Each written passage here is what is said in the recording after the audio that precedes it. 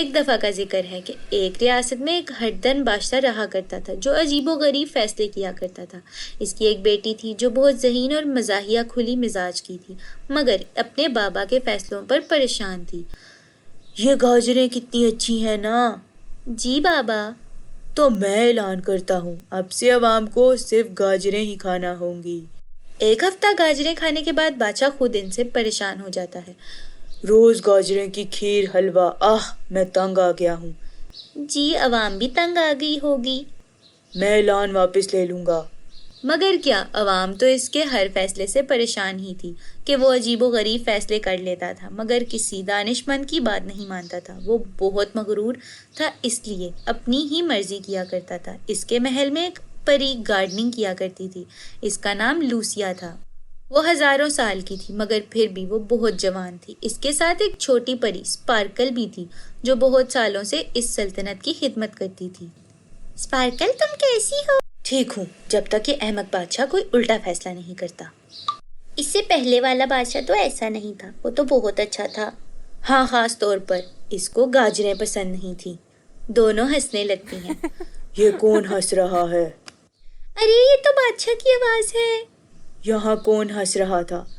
صبح بخیر بادشاہ سلامت، میں ہنس رہی تھی کیونکہ یہ باغ مجھے بہت خوشی دیتا ہے۔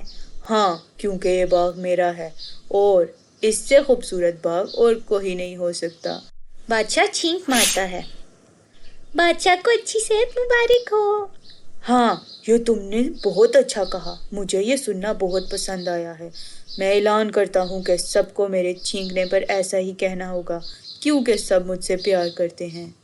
اب وہ خود پر غرور کرتے ہوئے وہاں سے چلا جاتا ہے اور پھر پوری سلطنت میں یہ پیغام پہنچا دیا جاتا ہے کہ بادشاہ کو چھینک آنے پر سب کو کہنا ہوگا کہ بادشاہ کو اچھی صحت مبارک ہو اور جو ایسا نہیں کرے گا اس کو سزا دی جائے گی۔ سب نے حکمران کی بات مانی اور اب جب بھی بادشاہ کو چھینک آتی گھنٹی بجائی جاتی اور سب کہتے بادشاہ کو اچھی صحت مبارک ہو۔ اسی سلطنت میں ایک چراغا شانی رہا کرتا تھا۔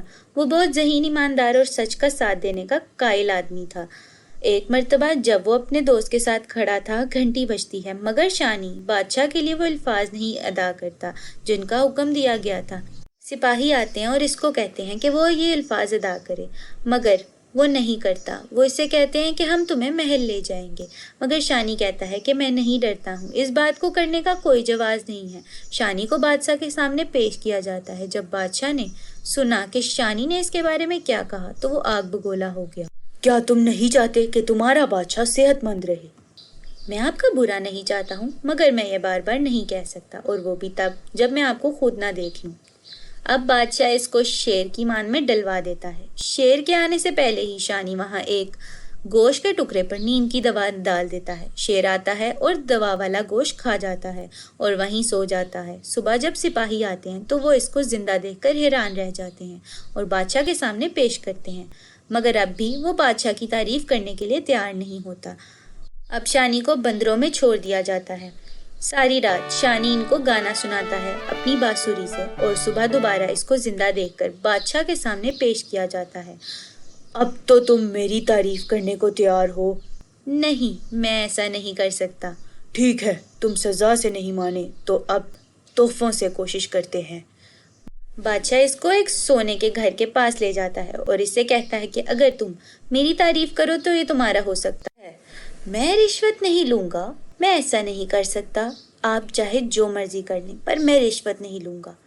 بادشاہ پریشان ہو جاتا ہے اور کہتا ہے کہ شانی اس کی تعریف جب تک نہیں کرے گا تب تک وہ محل میں رہے گا۔ آہستہ آہستہ سب کو اس کی دانشمنداری کا اندازہ ہونے لگتا ہے۔ بادشاہ بھی اس سے بہت کچھ سیکھتا ہے، عوام کے بارے میں، ان کے مسائل اور حل کے بارے میں، اور عوام بخوشحال رہنے لگتی ہے۔ بادشاہ اس کو اپنا شاہی صلاح کار بنا لیتا ہے اور اپنے تمام خود غرض حکم واپس لے لیتا ہے، اور اب وہ بھی دانش مند ہونے لگتا ہے، اور پھر اپنی بیٹی اور شانی کی محبت کا جان کر وہ خوشی خوشی ان کا نکاح کروا دیتا ہے اور پھر سب خوش ہو کر رہنے لگتے ہیں۔